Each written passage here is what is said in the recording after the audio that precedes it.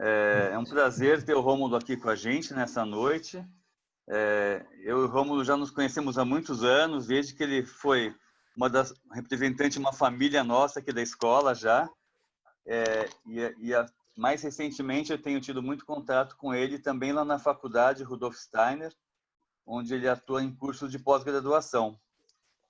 E o que eu podia falar do Rômulo é que o Rômulo tem um problema muito sério. Toda vez que ele dá uma palestra ou um curso, as pessoas querem ficar muitas horas a mais e querem marcar outros dias extra, até aula no domingo, para continuar a conversar com ele. Porque ele traz uma coisa muito de uma busca muito autêntica, o caminho dele na medicina antroposófica e ligado, obviamente, também então à área de educação, tem a ver com a própria história de vida dele.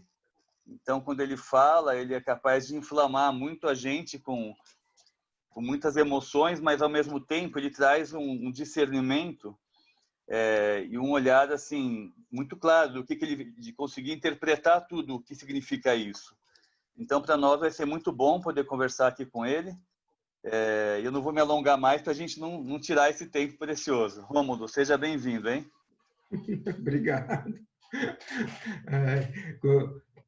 Ou situação essa, né? Eu estava aqui pensando, assim, uma palestra que eu assisti, provavelmente há uns 15 anos atrás, do Sérgio Spalter, que é um pediatra, né, antroposófico, e o Serginho, então, ele estava falando sobre o estresse e o que o estresse causa no nosso sistema imunológico. E o que eu achei muito especial foi que ele trouxe o estresse positivo, para mim não existiria um estresse positivo, seria sempre um estresse negativo, e um estresse negativo. E aí ele fala o seguinte, porque tem um determinado tipo de estresse que você é capaz de enfrenta, apesar de todo o desgaste, de toda a adrenalina, no final ele fortalece o sistema imunológico. E nós temos o estresse negativo, que você enfrenta, não consegue resolvê-lo e tudo mais, e que no final ele enfraquece o sistema imunológico. E aí ele deu um exemplo de estresse negativo, o medo da morte. Porque é um tipo de estresse que é inútil, porque um dia vamos morrer, né? Um dia vai chegar a nossa hora. Então, é o típico estresse, né? Quer dizer, que não leva a nada. E ele deu como exemplo, né, do estresse positivo a falar em público, que é algo que a maioria das pessoas, né, um auto-julgamento, um julgamento, toda a história, todos nós temos. Quer dizer, todos eu não sei, eu pelo menos tenho.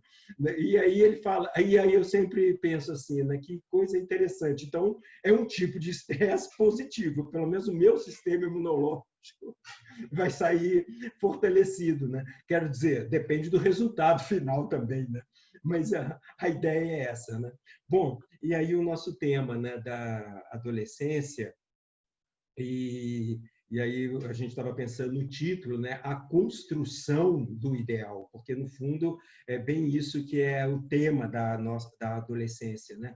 O Steiner ele nos coloca uma ideia que a formação do corpo físico acontece, né, entre 0 e 7 anos de idade, e nesse momento, opa, entrou só eu aqui, tinha só. Vou colocar todo mundo. Ah, melhor. Se eu ficar me vendo assim, eu me intimido. Mas, então, a formação do corpo físico, que acontece entre 0 e 7 anos, e naquele momento a criança precisa trabalhar, ela tem que receber e trabalhar, o mundo é bom e está aqui para te proteger. E o mundo é bom e está aqui para te proteger. E o corpo físico, ele é que é a base, ali que é estruturado na formação do indivíduo, a gratidão.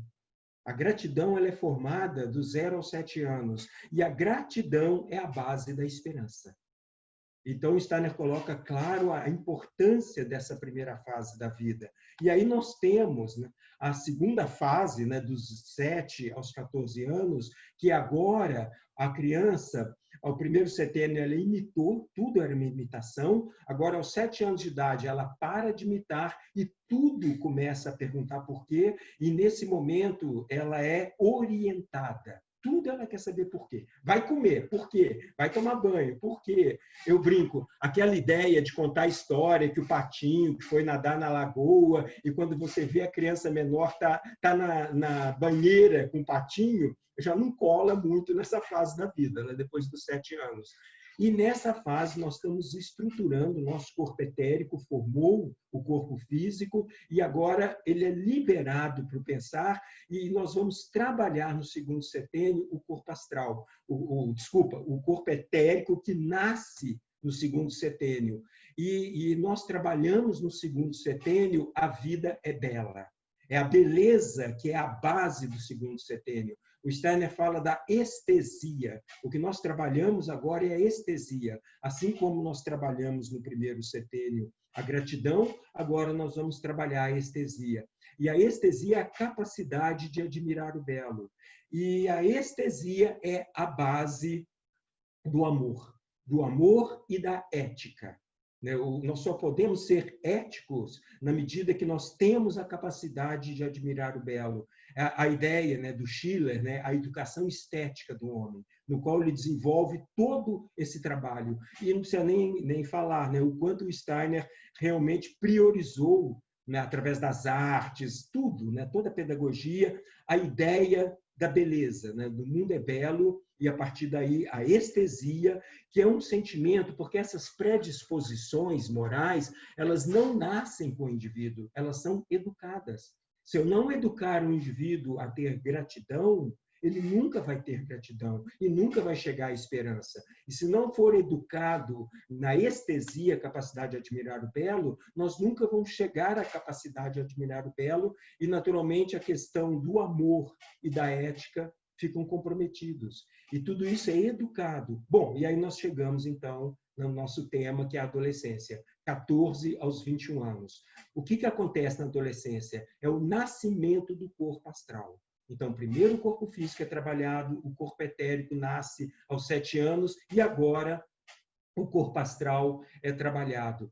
E aí nós vamos agora desenvolver todo o tema do que acontece nessa fase da vida. Nessa fase da vida, o Steiner fala o que surge na adolescência com o corpo astral, o que precisa ser trabalhado é o espírito do sacrifício, que é a capacidade de um indivíduo de se sacrificar por algo, né? De se sacrificar por algo maior.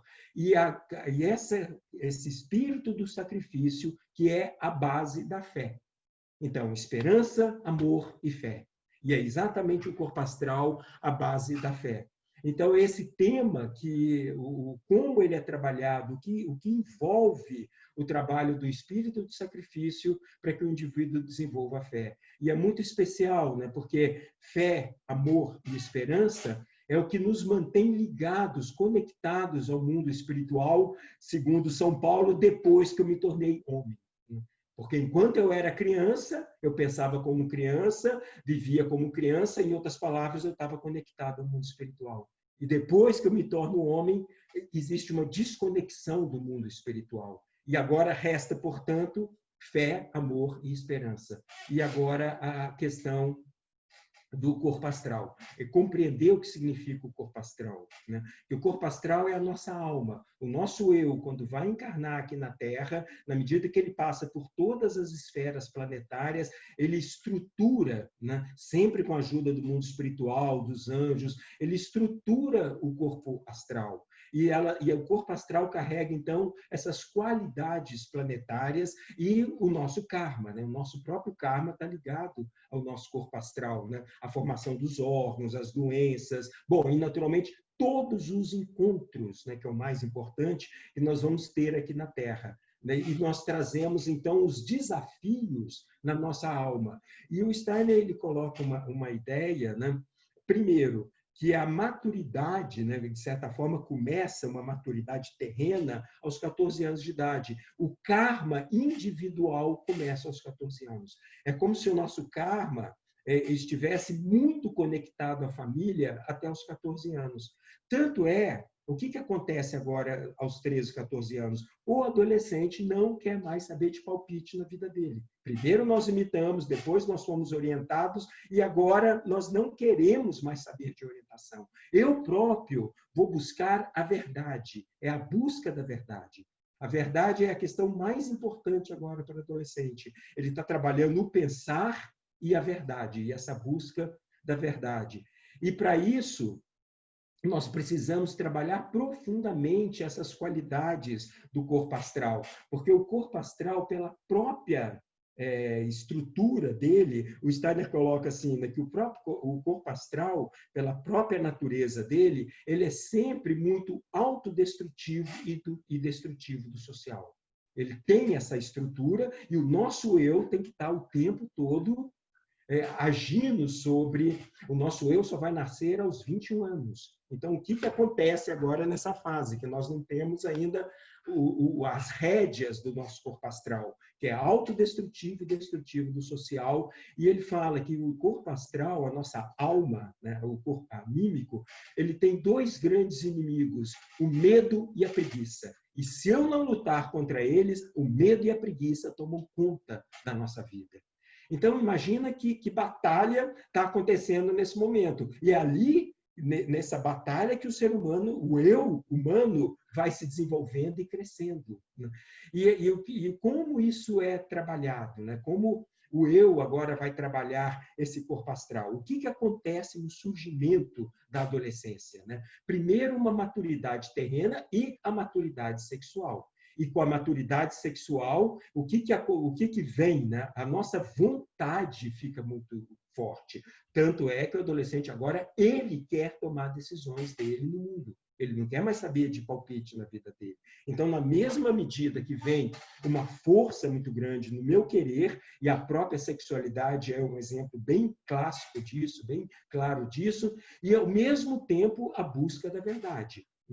O adolescente quer saber a verdade agora, ele quer descobrir a verdade. Então, são dois polos do corpo astral muito, vamos dizer assim, dois polos bastante conflitantes. Porque, ao mesmo tempo que eu quero satisfazer todos os meus desejos, e os desejos vêm com tudo, ao mesmo tempo eu quero entender a verdade do mundo. Eu quero saber a verdade do mundo.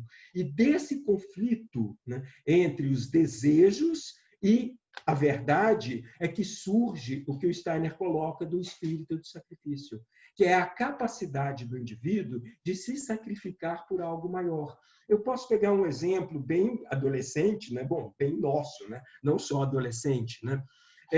Por exemplo, a sexualidade. Então, vem uma força ligada à sexualidade extremamente profunda, forte, intensa, e, ao mesmo tempo, surge o ideal do amor.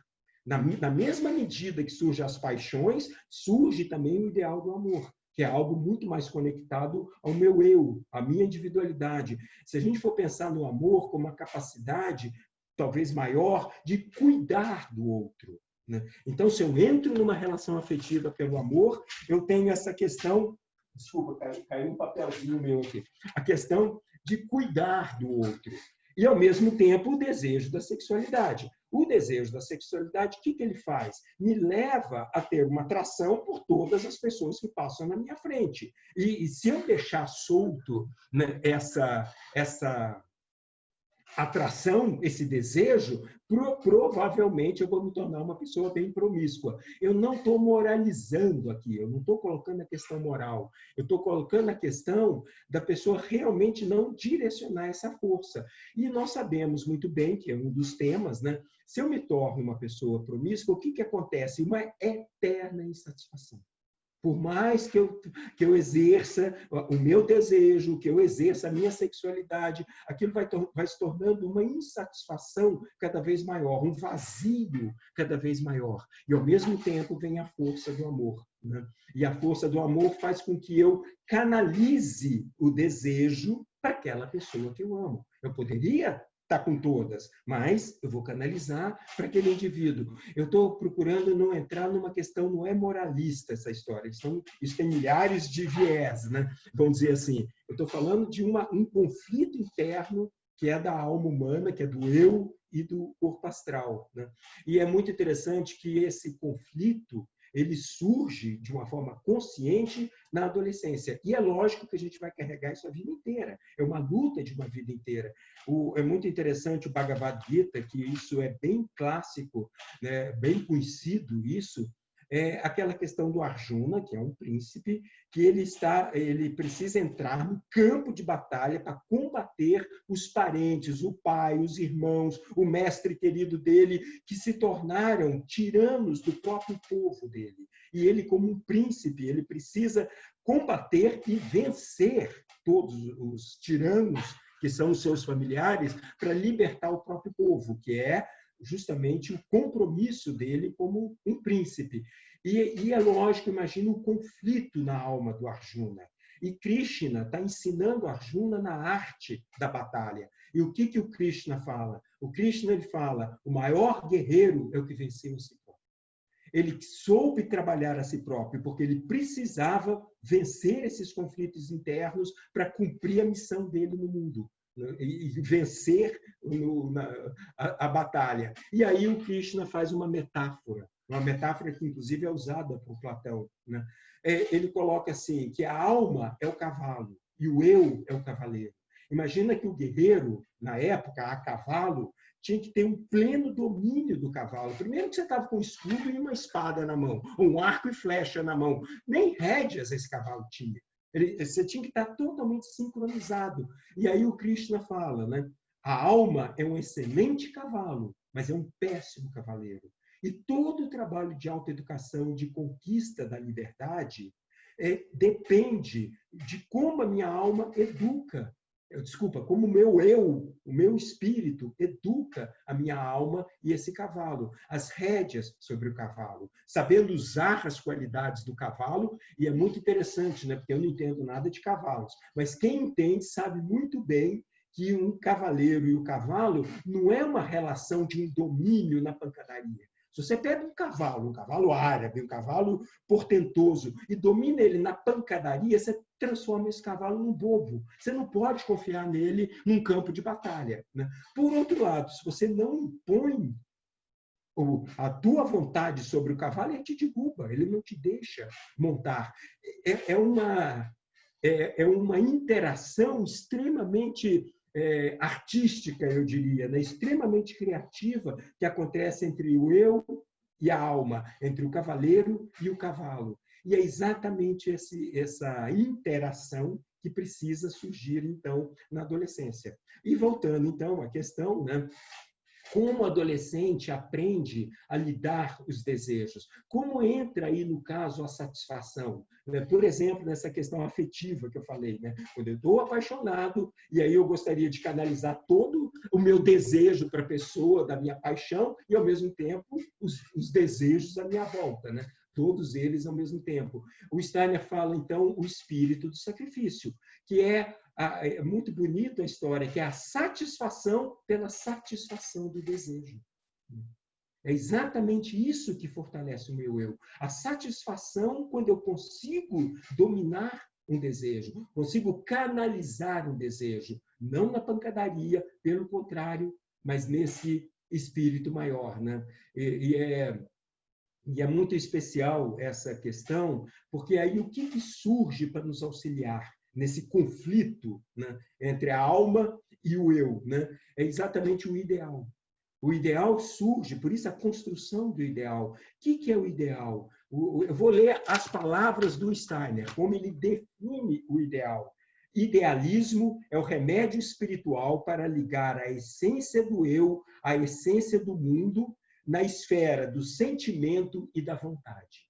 É o meu eu, então, permeando o meu sentir e o meu querer, né? O remédio espiritual para ligar a essência do meu eu superior, à essência do mundo na esfera do sentir e do querer, né? Isso é o ideal. E o ideal, né, é que nos ajuda, e todo adolescente quer mudar o mundo.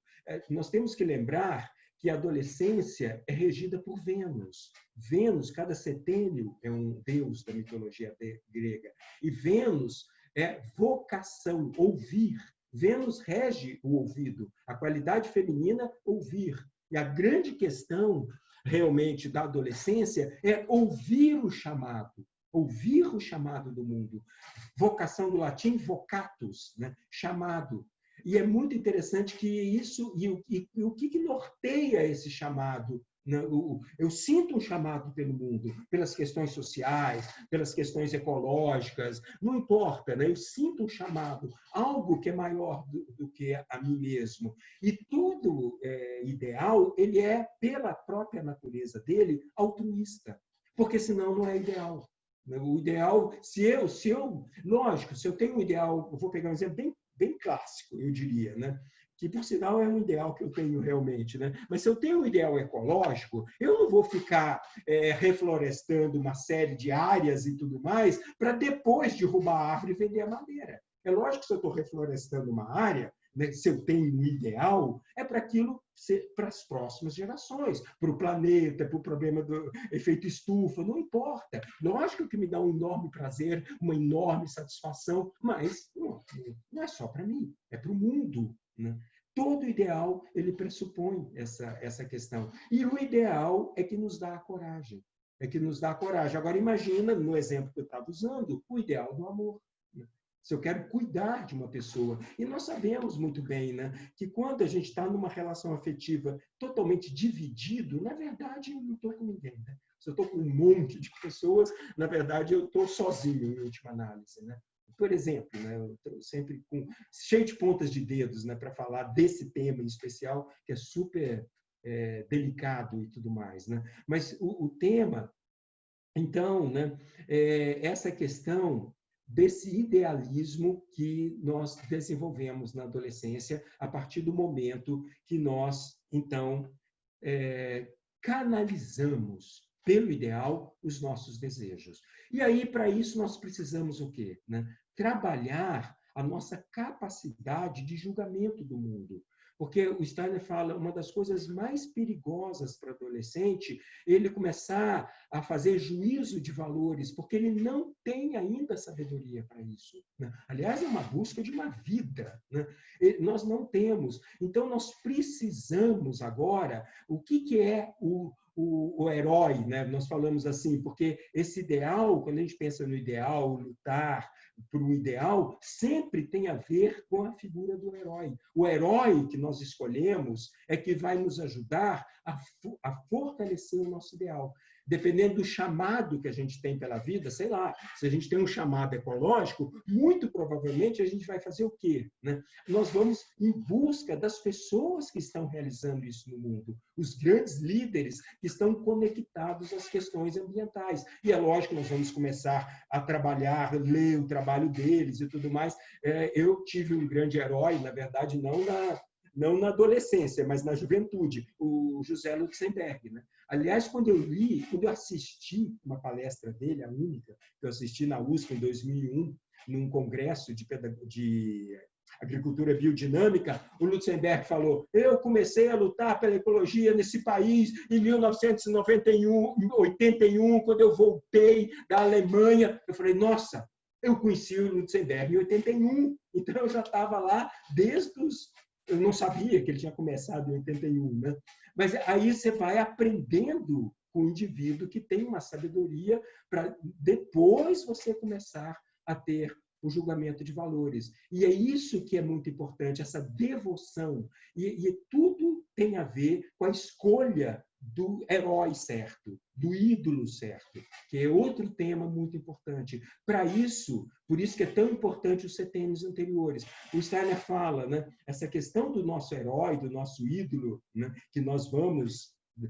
esse encantamento que nós temos pelos nossos ídolos, isso tem muito a ver com uma questão estética, inclusive. Né? Quem são as pessoas que estão falando coisas sábias? Né? Isso tem muito a ver com o belo, tem muito a ver com... Então, todo setênio, e tem muito a ver com a gratidão. Né? Que a gratidão significa devolver para o mundo em gratidão por tudo que eu recebi. Se eu não desenvolvi a gratidão, se eu não desenvolvi, né, esse senso estético, nessa capacidade de admirar o belo, a dificuldade que eu vou ter para escolher com meus ídolos. Né? Porque o problema é que se eu escolho o ídolo errado, né, lógico que eu acabo me perdendo cada vez mais. E sempre esse é um tema nessa fase também da vida, né? O ídolo que nós vamos levar para a nossa vida. E aí, com esse ídolo, é que nós vamos aprender, então, a pensar. Com esses ídolos, que nunca é um só, na verdade, quanto mais a gente se abre, né, pelos nossos ideais. Então, imagina, quando eu falo dos ideais afetivos, a quantidade de poetas, filósofos, não importa, né, que pode nos ajudar. Tanto é que o Steiner ele coloca uma ideia muito especial, que a pedagogia Waldorf trabalha muito, né, a importância, nesse momento, das biografias. Porque a biografia traz a luta desses indivíduos, porque ninguém é o que é, lógico, se tem biografias, é que são pessoas que realizaram coisas importantes no mundo e tudo mais, né? E aí, pessoas idealistas, a grande maioria das pessoas, né? Idealistas que realmente estão ali. Porque aí, através da biografia, nós vamos ver que, desde sempre, essa pessoa trazia o ideal e os ídolos dessas pessoas que são os nossos ídolos, né? Por exemplo, né? Então, é toda uma rede que fundamental para o adolescente. Agora, isso tudo eu estou falando como a questão se desenvolve, como ela deveria se desenvolver e como ela deveria acontecer. Né? E, infelizmente, a própria educação não ajuda em nada. E aí eu sempre trago uma imagem de Platão, que é muito clara, né? Muito objetiva, que o Platão ele coloca assim, que todos nós, falando da vocação, né? Todos nós nascemos com determinados talentos. E a nossa missão aqui na Terra, eu diria assim, é reconhecer o talento, daí a própria educação, aprimorar o talento, de novo a educação, né? O aprimoramento desses talentos, e é interessante que a palavra educar, me parece, né, que um dos significados dela, do grego, significa relembrar. Relembrar o que eu vim fazer aqui na Terra, relembrar o que eu trouxe de outras vidas, né? E relembrar tudo isso, né? Bom, e aí relembrar o talento, reconhecer o talento, aprimorar o talento, e o meu trabalho nada mais é do que devolver esse talento para o mundo. Até aí é uma questão. Agora, o Platão conclui: quanto maior o talento, maior a responsabilidade social. Aí é onde nós falhamos feio. Porque o que a nossa educação faz? Educa o indivíduo a usar o talento sempre em proveito próprio. Né? Nunca um pai, eu sempre uso essa imagem, que eu trabalho isso o tempo todo, né? Um pai do bem, que está lidando com o bem, não é uma pessoa do mal, pelo contrário. Qual é a ideia dele? Eu vou educar meu filho nas melhores escolas, as melhores faculdades, para que ele depois cuide com esse talento que ele vai ter, porque com certeza ele vai ser um indivíduo bem mais talentoso, dependendo das escolas e faculdades, MBAs, sei lá mais o quê.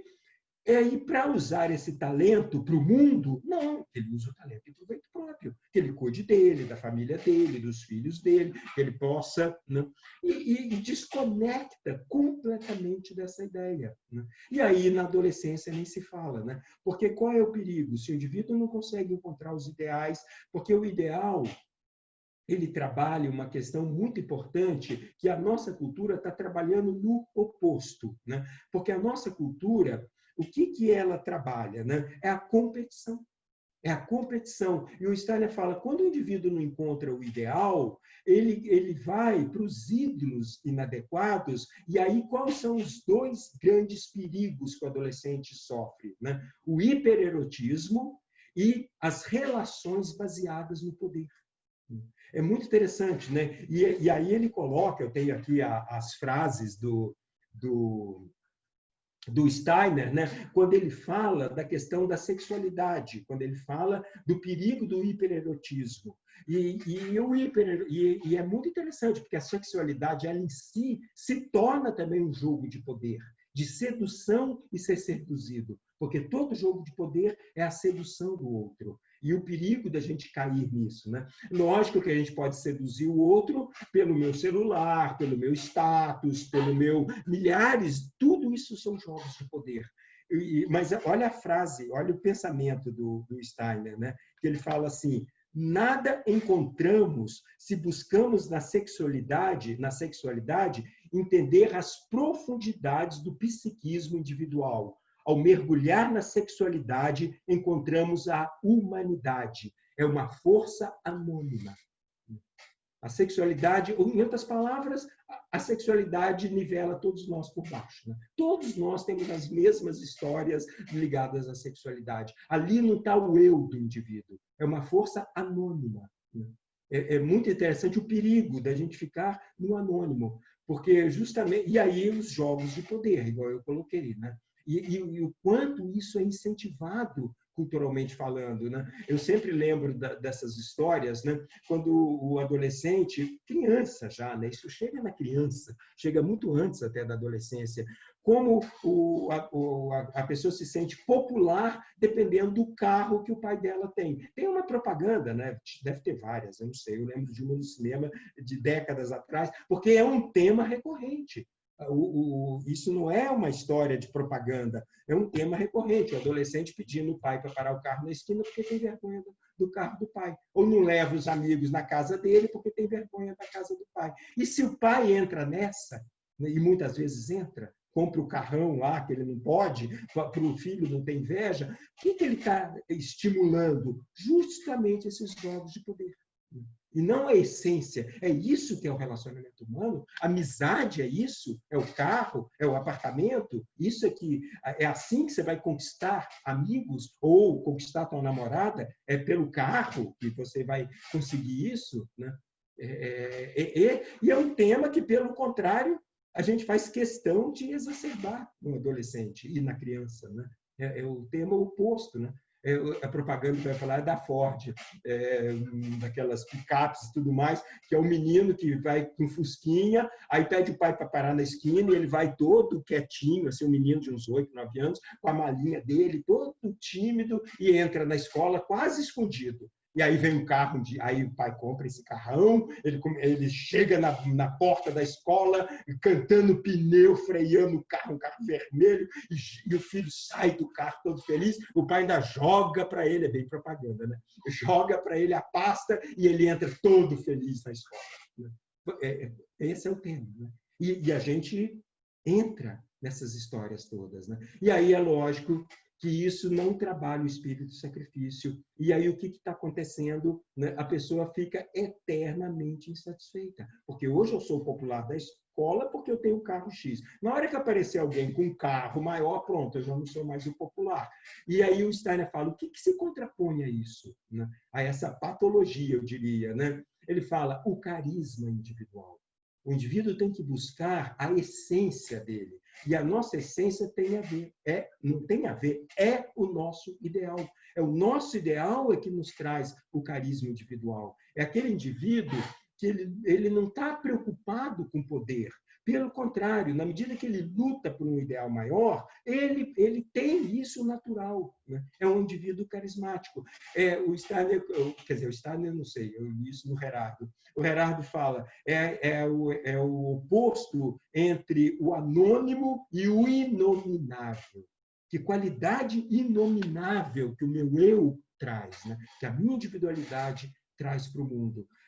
Sai do vulgar, sai do lugar comum. Todo indivíduo idealista, ele primeiro, né, pela própria força com que ele atua, porque como não ele nunca é arrogante, ele nunca é prepotente, porque ele não está preocupado com isso, ele está preocupado com o ideal. Então, o que ele quer? Ele quer conquistar as pessoas para o ideal dele. Ele quer convencer as pessoas para o ideal dele. E aquilo que vai trazendo. Né, e esse espírito de sacrifício, o ideal, é que traz qualidades do altruísmo, da generosidade. É todo um processo que vai acontecendo. Né? Eu até tenho uma lista que o Gerardo fez, né, sobre esse tema, que aí ele fala, né, o que o espírito de sacrifício trabalha na nossa alma, né? A boa vontade, altruísmo, carisma, a fé, né? A fidelidade.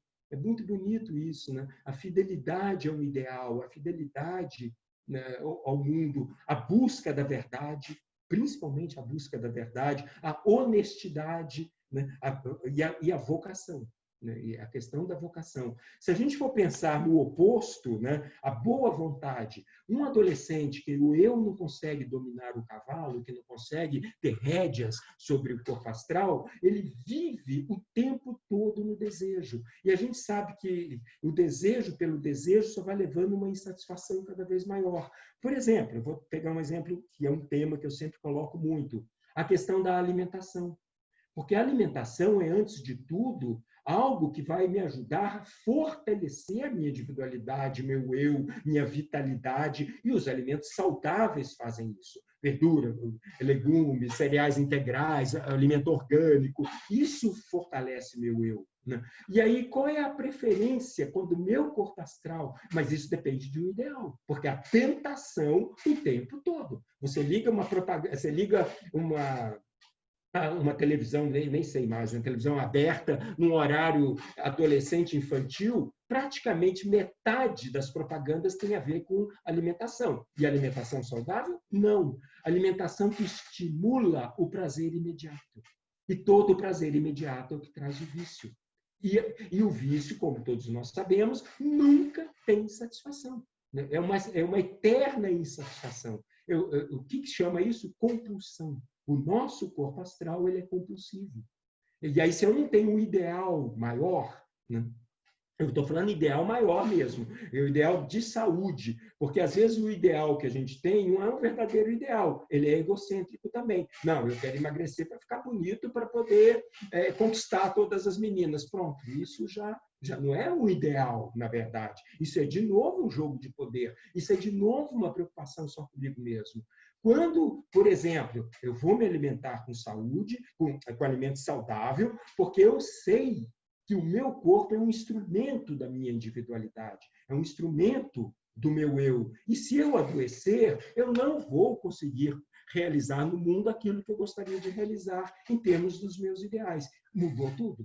E é outra visão. Né? Se eu estou querendo ser bonito e conquistar o outro, ou se eu estou cuidando da minha casa, aqui na Terra, que é meu corpo, para uma realização de um ideal maior. Eu estou colocando isso porque eu sempre cito um exemplo, né, do músico, né, o Arthur Rubinstein, que era um indivíduo extremamente idealista com a música. E ele, não sei a partir de que idade, mas aos 50 ele já fazia isso. Todo concerto que ele fazia, ele levava junto com ele médico, massagista e cozinheiro. E ele não era uma pessoa doente, era uma pessoa bem saudável. E aconteceu um fato que ele foi convidado pelo príncipe de Mônaco para uma festa em homenagem a ele no Palácio de Mônaco. E chegando lá, ele achou a festa linda, maravilhosa, nunca viu uma festa tão bonita em homenagem a ele, só que ele tinha um hábito de dormir cedo, quando não era o dia do concerto. E aí ele o príncipe nem havia chegado, ele foi embora para o hotel dormir. Né? Quando o príncipe chegou, ele mandou agradecer, achou a festa maravilhosa, mas ele precisava dormir. O repórter, isso é uma entrevista dele, o repórter que falou sobre os médicos, massagista e cozinheiro, e falou sobre esse fato, perguntou para ele assim, por que ele fazia isso? Mas dando a entender na pergunta, que cara arrogante. Deixar um cara baixinho, pequenininho, né? Parecia um reizinho, né? Com um séquito atrás dele, sem falar da trupe do piano, né? Com certeza a trupe do piano junto. Né? E aí, deixando um príncipe falando sozinho, tudo bem que você era o mais famoso, o mais importante pianista naquela época, mas calma, né? Bom, ele dá uma resposta de uma humildade. Ele fala assim, o meu corpo não me pertence. Meu corpo pertence a essa deusa maravilhosa que é a música. Se eu não cuidar do meu corpo, essa deusa me abandona. Eu não posso ficar doente, eu não posso dar o luxo de ter dor de cabeça ou dor de barriga no dia do concerto, né? Nem para os meus treinos. Né? Bom, resumindo a história, ele morreu com... Peraí, como é que é? Bom, não lembro agora. O fato que eu acho que o último concerto que ele deu na vida, agora é que eu estou na dúvida, mas se não me engano, 93 anos. Uma paciente que me falou essa história, tem um vídeo do concerto dele, que foi em Moscou, ele volta a Moscou, como uma despedida, né, que ele saiu da Rússia, né, e tudo mais, e é muito interessante. Né? Ou seja, o que eu quero dizer com isso? Ele não fazia isso por vaidade, não fazia isso porque tinha medo de morrer. Ele fazia isso pela música, pelo ideal maior dele. Então, isso muda toda a nossa história, né? Mas é isso, né? Falei o monte de histórias, né? E o perigo, né, que o adolescente corre e a construção do ideal, né? E os nossos ídolos e tudo mais, né? E o espírito do sacrifício, né? A capacidade de sacrificar por um ideal. E o tema da responsabilidade, porque isso é o que o adolescente precisa trabalhar, né? Responsabilidade significa responder com habilidades. A questão que o Platão falou, o talento, né? E aí, agora eu vou psicologizar um pouco, né? Eu lembro de uma palestra do Contardo Caligares, né? Ele falando assim que, na verdade, a adolescência foi uma história criada artificialmente.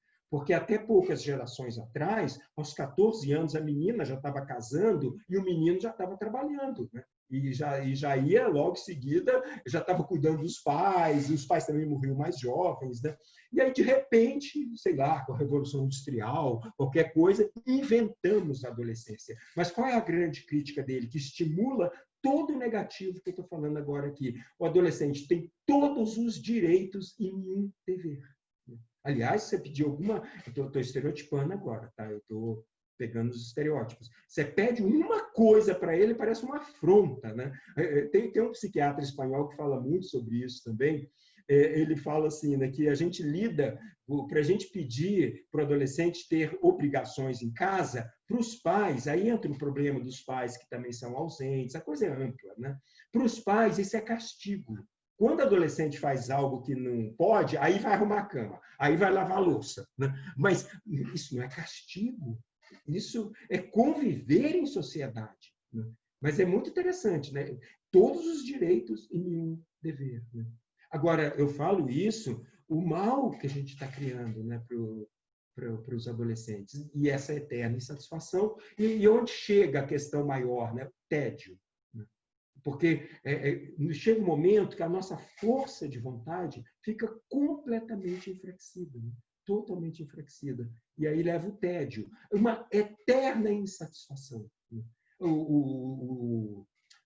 Eu uso sempre uma estatística da Alana que fala, né, de crianças de 9 a 13 anos, ou seja, pré-adolescentes. 1/5, e já aumentou, esse número já é mais que 1/5, já está em torno dos seus 25%, 1/4. Né? 1/5 das crianças na época, né, desse vídeo, desse documentário, das crianças de 9 a 13 anos, obesidade, colesterol alto e depressão. E uma depressão não diagnosticada, porque o que está por trás? Insatisfação. Nada satisfaz. Nada. Não importa o que você faça, o que ofereça, a criança sempre, o pré-adolescente, sempre, né, insatisfeito. Mas o que está por trás? A ausência de desejo. Né? É o tédio. Né? E o tédio, é lógico, gera todas essas questões, né? E é muito delicado, né? Nossa, quando a gente vai, que é lógico, eu atendo muito desses jovens ou pré-adolescentes, e aí o que é muito difícil, né? Nossa, dá uma angústia. A própria conversa para ele já é entediante. Já está aqui minha mãe pondo nesse médico mais um para tentar me convencer a comer direito. Mais um para tentar me convencer que eu tenho que estudar. Será que ela não entende que eu só quero jogar videogame? Ponto, eu não quero saber de mais nada. Muito... Vai dar... Ai, você não sabe nem por onde começar, né? Tem uma coisa. O Steiner, pelo menos, dá uma dica para a gente que é muito especial. Quando a gente vai lidar com o adolescente, é muito importante você falar de uma forma como se ele tivesse pelo menos 3 anos a mais. Então, se ele tem 14, fala como se ele tivesse 17. E se ele tem 17, fala como se tivesse 20. Aí ele começa a te ouvir, porque senão ele nem te ouve. Né? Bom, então agora eu abro para perguntas, né? Porque senão... Como desenvolver essa força interior em relação à alimentação, por exemplo? Eu sempre procuro alimentação saudável, mas percebo que elas querem muito copiar as amigas, a sociedade que as rodeia, mesmo de escola Waldorf. Tenho dificuldade muito grande porque elas contestam muito. É. Então, a primeira questão, né, que com o adolescente, isso é uma história muito importante, assim, se eu quero que o adolescente tenha uma qualidade, a primeira coisa que eu tenho que fazer é ter essas qualidades, porque senão realmente fica muito desencontrado. E, ao mesmo tempo, é uma coisa delicada, assim, né? Não é tão fácil. O Steiner ele falava que a opinião pública seria o maior tirano a partir da segunda metade do século XX. A opinião pública invadiria as nossas vidas e realmente a opinião pública em relação à alimentação, né, há décadas, né, isso há décadas, ela tem sido bastante contaminada por essa visão do alimento industrializado, né, em última análise, né? Então, é um tema bem difícil mesmo, né? Agora, eu acredito que um dos temas é esse, começar a trabalhar com o adolescente os ideais dele, questionar os ídolos dele e observar como esses ídolos também estão lidando com essa questão da alimentação, porque é muito rico, né? Porque hoje é muito comum o contrário também, né? O adolescente que busca uma alimentação saudável, por exemplo, ou o próprio vegetarianismo. Isso, para mim, é um símbolo muito claro do espírito do sacrifício. Eu sempre brinco com essa história, porque eu sou vegetariano, me tornei vegetariano já no final da adolescência, com 19 anos.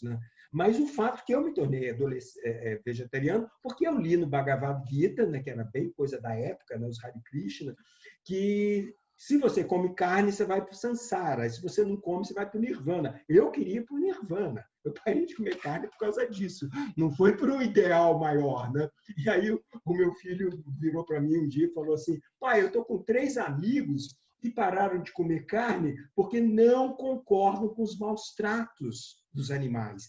Esse é o verdadeiro espírito de sacrifício. Porque eles não estão preocupados com eles, eles adoram hambúrguer, mas em protesto pelos maus tratos, eu não como mais carne, né? Então, eu acredito que é trazer o que está por trás da indústria alimentícia, por exemplo. O que está por trás disso? É do mal, é total do mal. Né?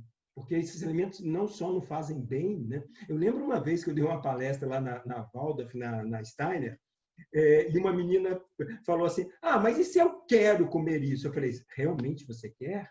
Não é a propaganda que impôs isso na tua cabeça? Né? Nós sabemos, né, um tema que eu sempre falo também, 85% do que eu compro no supermercado eu não quero. Talvez uma forma de trabalhar o adolescente nesse sentido é a liberdade dele. Até que ponto isso é liberdade? Né? E a liberdade depende de eu conhecer as leis que estão por trás por exemplo, quais são as leis que estão por trás de uma alimentação saudável? E o que é um alimento industrializado, né? Porque aí sim, né? E ao mesmo tempo, ela vai ter que buscar isso, na verdade, nas pessoas que entendem do assunto, né? Mas eu diria que é muito por aí, e muito fundo no que representa isso. Eu lembro de uma palestra do Hermann Stroff, que é um economista. Ele falava que o problema de você comprar um alimento industrializado não é só que você está prejudicando a você mesmo, que também até aí pode ser até um livre-arbítrio teu. Bom, eu quero me autodestruir, mais ou menos, né? O Steiner fala que a verdadeira liberdade é fazer o bem.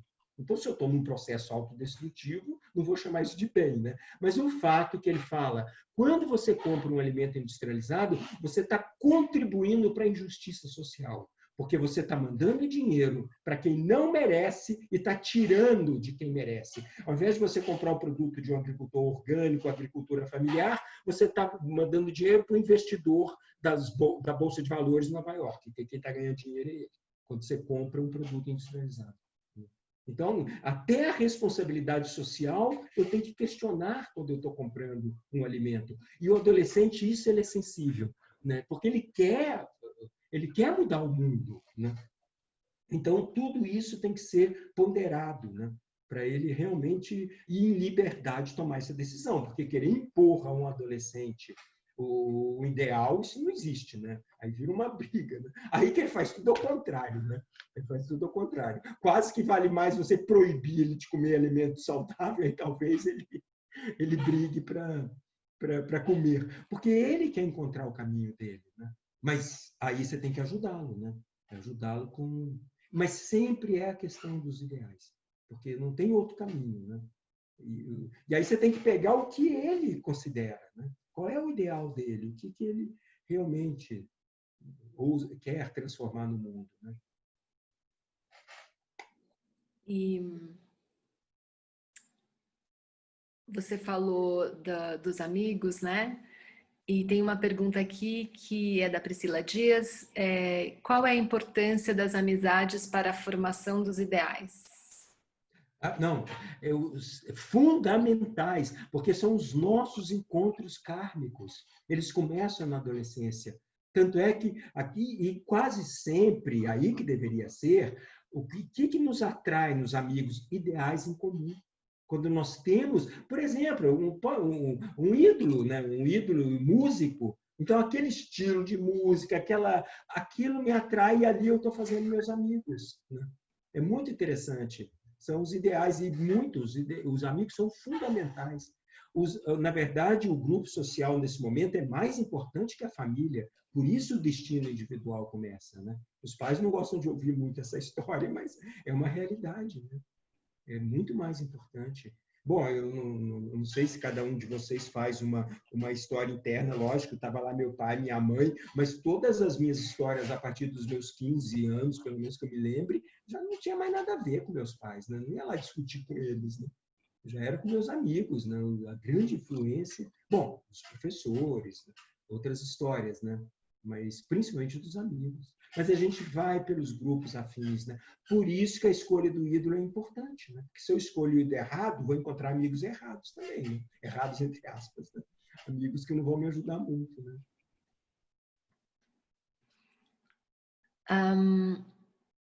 A gente tem uma mãe da nossa escola que gostaria de fazer uma pergunta, acho que diretamente para você. Ou a gente tem como abrir a Patrícia? Você falou da questão dos ideais, né, e dos heróis, né, dessas figuras que servem como, de uma certa forma, algum modelo, né? Uhum.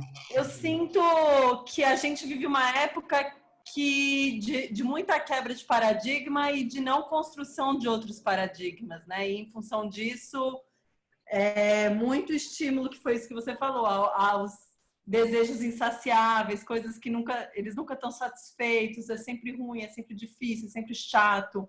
Então, assim, eu sinto, pelo menos aqui, eu tenho um adolescente de 17 anos que tem muita dificuldade de entender o sentido das coisas. Então, o sentido da própria escola para ele é uma coisa muito difícil. Uhum. E, por outro lado, sobra-se muito espaço vazio, né? Porque é difícil encontrar esses paradigmas que para ele façam sentido. Uhum. E acaba que esse espaço é ocupado com esses desejos mais insatisfatórios, né? Que nunca se satisfazem. Por exemplo, os jogos, que eu acho que é uma questão, né? Que às vezes extrapola até a sanidade física da criança e do adolescente, por conta de horários e alimentação, enfim. E eu sinto que tem uma luta e é muito difícil encontrar para alguns adolescentes esse sentido que possa ocupar esse espaço desses desejos insaciáveis. Deu para entender o meu pensamento? Deu para entender muito bem, porque esse é que é o problema, porque tudo isso aí, na verdade, é uma fuga, né? Porque o tema maior é isso, né? A grande pergunta da adolescência é o que eu vou fazer para transformar o mundo. E a pergunta que a nossa cultura criou é o contrário. Como nós vamos satisfazer os desejos do adolescente, da criança, tudo, né? Eu estou falando agora que na adolescência isso piora. Houve uma inversão, né? Por isso que eu coloquei essa ideia, né? Todos os direitos e nenhum dever. E aí você vê, no final das contas, né? Isso cria um sofrimento tremendo, né? O eu da pessoa não tem mais domínio sobre a alma. E como a alma é autodestrutiva e destrutiva do social, né, é muito interessante essa coisa dos jogos eletrônicos. É uma falta de uma conexão com a transcendência, né, que o adolescente busca muito também. Algo maior, algo que está por trás, né? E os jogos eletrônicos, eles criam esse mundo virtual. É como se fosse um mundo transcendental também, totalmente ilusório, né? Totalmente ilusório. Então, não é fácil, né? Não é fácil, é um tema muito delicado, né? Como ajudar o adolescente a encontrar, a trazer essa responsabilidade dele pelo mundo, por ele em primeiro lugar, né? Por ele próprio em primeiro lugar e depois pelo mundo, né? O que isso representa, né? O que está por trás, de qualquer forma, eu falei tédio, mas é uma depressão, é uma ausência de vontade. E se eu não tenho vontade, nada satisfaz. Então, o primeiro passo é começar a trabalhar essa força de vontade do adolescente, né? Os ritmos do dia, né? Naturalmente a alimentação, tudo isso, né? Regras, né? Eu não sei, que com 17 anos já é um tema super delicado, mas é lógico que eu vou falar de um tema assim antigo, né? Mas para uma geração anterior à minha, dos meus pais, era uma coisa tão clara isso. Quando um adolescente não estava a fim de estudar, não tinha problema nenhum, mas vai trabalhar.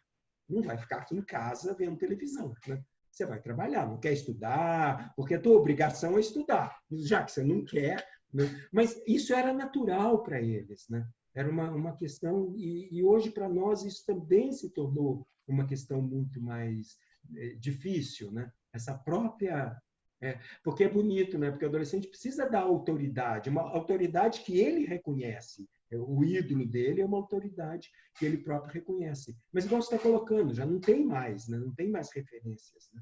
Agora, existem pessoas muito importantes hoje que estão lutando por muitas causas, né? Mas já não chega, né? Porque depende do indivíduo se mobilizar nesse sentido, né? Mas esse tema que eu trouxe, desse limite, é muito importante, né? Porque, aliás, o nosso eu aprende a lidar com a nossa alma no limite, realmente. É o limite, né? Que, principalmente até os 14 anos, a gente faz. E depois ele próprio. Mas é lógico que os pais continuam tendo isso, né? Pelo menos enquanto ele é dependente, né? Enquanto ele é um indivíduo dependente de nós. Depois, aí, realmente é totalmente com ele, né? Bom, eu respondi e não respondi muito a tua pergunta, né? Uma história bem ampla, né? O que eu quero dizer, o processo já começou anteriormente, né? E aí chega na adolescência essa ausência da transcendência e dos ideais, né? E aí lógico, aí a pessoa não ouve o chamado do mundo, ela fica só ouvindo a própria vontade e não a vontade do mundo. Eu gosto muito de um exemplo, não é adolescente, era uma menina já de 22 anos, mas é a Júlia Butterfly. É uma história muito bonita. Ela sempre teve uma coisa muito ligada à ecologia, adorava acampar e tudo mais, e num determinado momento, isso é década de 80, essa história dela, ela estava lá acampando com os amigos na Califórnia, numa montanha, e aí quando eles estavam caminhando, ela encontra uma incorporadora, uma coisa assim, desmatando uma área enorme. E eles estavam derrubando, eles estavam serrando uma sequoia dessas milenares, gigantes, né? A menina sente uma história, uma raiva, uma coisa assim, que ela vai lá e se agarra à árvore e fala: vocês não vão cortar essa árvore. Não vão. Aí imagina um cara com motosserra na mão, né? Com aval, com tudo certinho, para desmatar tudo aquilo, transformar num empreendimento qualquer. E ele falou: sai daí, sua moleca, nós vamos serrar você junto, né? Se você não sair daí. E aí, nessa brincadeira, nesse bafafá, vem os amigos, né? Bom, aí os caras tiveram que parar, né? Porque eles iam ter que bater na menina. E se tirasse a menina à força, o problema já violência e papapá, né? Bom, resumindo a história, a menina, e aí coisa de americano, né? Bem positivo agora. Aí vem imprensa, aí vem um monte de gente, tudo mais, aquele bafafá todo, e aí o Greenpeace entra com um processo contra aquele ganho ali daquele empreendimento e tudo mais, e a coisa vai para julgamento. Só que eles tinham direito de derrubar aquilo ali. A menina sabia disso. Se ela saísse de perto da árvore, os caras derrubariam, porque enquanto está lá na justiça, ninguém deu. Por enquanto, nós temos o aval. Resumindo a história, ela se acorrentou à árvore. Porque ela fala, se eu dormir, eles me tiram daqui, ela se acorrentou na árvore. E aí o processo vai, 1 mês, 2 meses, 3 meses. Bom, aí ela passou a morar em cima da árvore. Resumindo a história, ela viveu 2 anos em cima dessa árvore. Vocês conseguem imaginar o espírito do sacrifício? Né? Por isso que ela chama Julia Hill. Depois ela se tornou Julia Butterfly Hill. Bom, não precisa nem dizer que isso mudou para sempre a vida dela. Virou uma das maiores ativistas ecológicas desse planeta. Só a presença dela para fazer... Virou isso a história dela, né? Só a presença dela para chegar e fazer uma palestra para os jovens, uma mulher que viveu, uma menina que podia estar em todas as raves em Los Angeles, dormindo em cima de uma árvore, ela acampava, ela fez uma barraquinha, uma sequoia. Se vocês procurarem na internet, é linda a história. Aí eu conheci, porque tem uma despedida dela, ela abraçada à árvore, beijando a árvore, despedindo da árvore quando o processo foi resolvido. E uns grampos enormes na árvore para ela não cair, ela não caiu, ela recuperou. Eu falo, gente, isso é espírito de sacrifício, né? Ou aqueles meninos do Greenpeace lá lutando na frente de arpão para salvar a baleia, que eu adoro esse exemplo também. Bom, sempre os exemplos ecológicos, né? Mas esse tema, né, muda uma vida para sempre, né? O mundo espiritual fica muito presente quando a gente tem um ideal. O anjo, né, o Steiner fala que o anjo ele não enxerga o que eu penso, ele só enxerga o que eu sinto e o que eu faço. E quando eu estou pensando em mim mesmo, e o ideal vem do coração. O ideal nunca é racional. Lógico que eu sei da questão ecológica, mas muito mais do que saber do problema ecológico é o amor pela natureza. E isso é que guia, né? O que guiou a Julia Butterfly, né? Ela realmente que guiou ela foi a indignação. Como alguém derruba uma árvore dessa? Né? Como pode uma coisa dessa acontecer? Né? Isso é amor, né? E a coragem que ela teve, né? E a coragem de pular na frente da motosserra lá do cara, né? E aí, né, isso aqui é o tema, né? E aí, se eu não estou conectado ao coração, ao ideal, eu vou para o intelecto, né? E aí as insatisfações, né? E aí a história das insatisfações, né?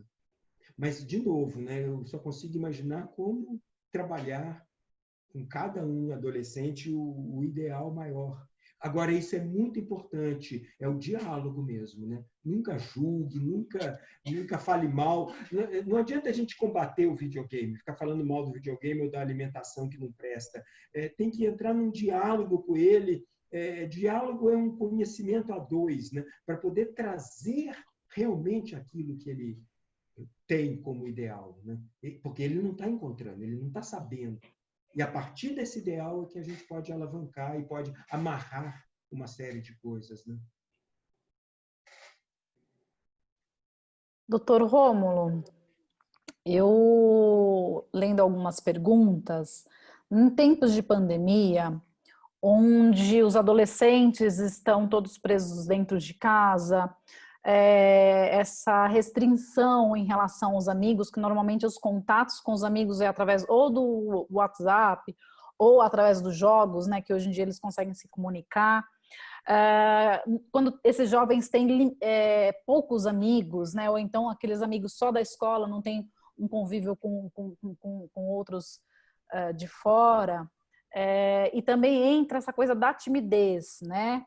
Como trabalhar isso em tempos de pandemia? Como lidar com esse adolescente, incentivá-lo a ser parte do todo dentro da família e sair desse tédio, né, que eles reclamam tanto? Eu acho assim, eu vi várias perguntas nesse aspecto do tédio, da timidez e dessa restrição por conta da pandemia.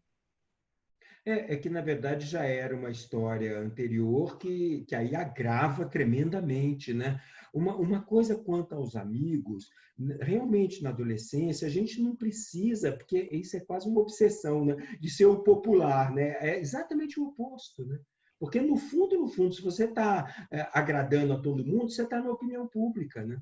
Você está no lugar comum, você está no anônimo, não no inominável, né? Porque é opinião pública. Então, quanto mais popular, eu diria que é totalmente diferente. Então, e o indivíduo carismático, não necessariamente ele é popular, né? Não necessariamente, mas aí se aproxima dele as pessoas que têm os ideais e valores comuns. Mas o que eu quis dizer com tudo isso é que se a gente tiver poucos amigos, um amigo, mas é um amigo, é um encontro kármico, aquilo ali já é muito profundo. Uma pessoa com a qual eu realmente divido as minhas histórias, né? Os ideais, os projetos, os sentimentos, né? Principalmente visão de mundo, né? Que isso é muito rico na amizade, né? Então, um amigo já é o suficiente, não precisa realmente muitos, né? Agora, com certeza, né? Tem algumas questões que trazem muito os adolescentes juntos, né? Por exemplo, mas o esporte, mas geralmente pessoas que têm os mesmos ideais pelo determinado esporte, né? Ou pela música, igual eu falei, né? Por determinados grupos, né? Agora, quanto à questão da pandemia, é uma história bem complexa essa, né? Porque o fato da gente ficar justamente na mídia eletrônica é o que mais dificulta, né? Porque ela em si não ajuda, né, numa verdadeira conexão comigo mesmo. Isso que eu estou querendo dizer. Ela em si, ela dispersa, ela tira a pessoa da verdadeira essência. Por exemplo, né, a leitura seria algo muito mais saudável. Né? Muito mais saudável, não. É saudável, enquanto que as mídias eletrônicas não são saudáveis. A mídia eletrônica é um dos responsáveis também pela dificultar tremendamente essa busca do ideal. Isso é uma coisa bem conhecida. Quem quiser aprofundar isso, é só entrar no site, é só colocar o Waldemar Setzer, né, da USP, o trabalho dele na USP, e ele tem muitas pesquisas, não dele só, pelo contrário, que ele traz de muitas outras pessoas, o quanto a mídia eletrônica torna a nossa capacidade superficial. Os nossos pensamentos se tornam superficiais, os nossos sentimentos se tornam superficiais e a minha vontade também se torna enfraquecida e superficial. A própria mídia. E não é o conteúdo da mídia, é a mídia em si. Né? Passar horas frente a uma mídia eletrônica. Né? Aliás, cá entre nós, eu tenho feito consultas virtuais, eu canso o dobro. Graças a Deus funciona, mas eu canso o dobro do que eu canso no consultório. É impressionante, é a mídia, porque a consulta é a mesma, a história é a mesma, mas a mídia esgota, né? É uma história. Bom, imagina, dar uma palestra ao vivo nem se compara, eu estou vendo um monte de gente aqui, mas a palestra ao vivo, eu diria assim, ela alimenta muito mais, é outra história, né? Mas então, eu incentivaria a sair das mídias eletrônicas e a ler mais, né? E leitura, por exemplo, e fazer coisas com as mãos. Isso é outra coisa que eu tenho colocado muito. Quando a gente trabalha com as mãos me conectam ao futuro, me liga ao criativo, ao novo, facilita eu encontrar saídas, né? Fazer coisas com as mãos. Eu lembro sempre, repito essa história, aquela palestra do Dennis Closet, num congresso de pedagogia Waldorf em São Paulo, provavelmente há uns 7, 8 anos atrás, nem me lembro. E ele falou muito da importância das mãos. Ele trouxe isso porque nos Estados Unidos já tem escolas que não ensinam mais letra cursiva. Né? E aí ele nem escrever uma criança aprende mais. Né? E quando você usa as mãos, o mundo espiritual, o anjo, ele se deleita com o trabalho das nossas mãos. Um trabalho consciente, não teclado, não mouse. Um trabalho de escrever, de desenhar, de artesanato, usar as mãos, uma coisa fundamental. E outra coisa, quando eu uso o corpo, as mãos, não teclado, não mouse, isso não adianta nada, isso aí é cabeça, é ponta de dedo, é intelectual. Mas quando eu uso as mãos de uma forma consciente, principalmente no trabalho criativo, artesanal, fortalece muito a minha vontade. Agora, o círculo vicioso é esse, que a pessoa não tem mínima vontade ou disciplina, né, para fazer isso. Né? Mas como incentivar? Né? Talvez fazendo junto, né? Esse é o tema, cozinhando juntos, colocar né? Já que não é possível com os amigos, nesse momento o convívio, pelo menos o convívio de fazer coisas juntas, né? Que também não é tão simples, porque os pais continuam trabalhando, e os alunos tendo videoaula também, né? Mas é uma questão. Mas as ideias são essas, né?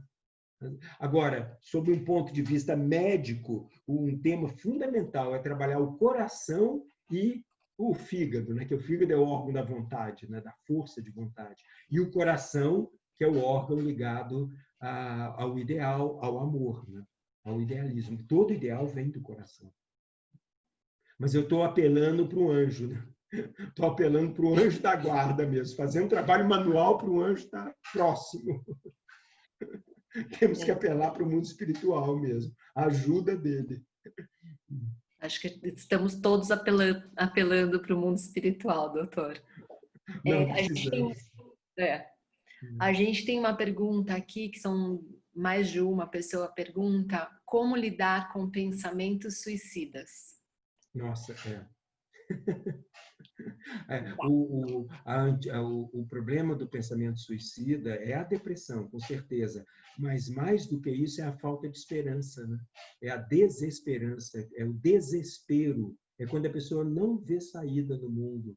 E esse trabalho, isso é o trabalho do primeiro setênio, na verdade, é dos 0 aos 7 anos que a gente trabalha essa nossa relação com a esperança, porque a criança pequena, que é o oposto do que eu estou falando agora do adolescente, que ele fica muito no pensar, né? Fica muito na cabeça e não conecta com o coração, com os ideais, e não realiza as coisas no mundo.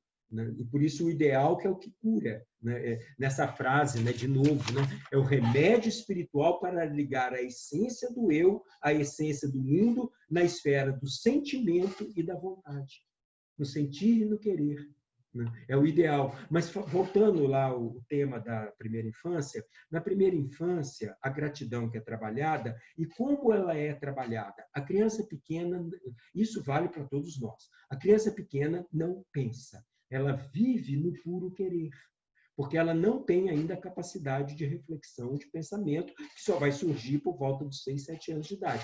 Ela vive no puro querer e nas fantasias, né? E no sentimento, né? Aí, como uma criança, como ela satisfaz um desejo completamente diferente de um adulto.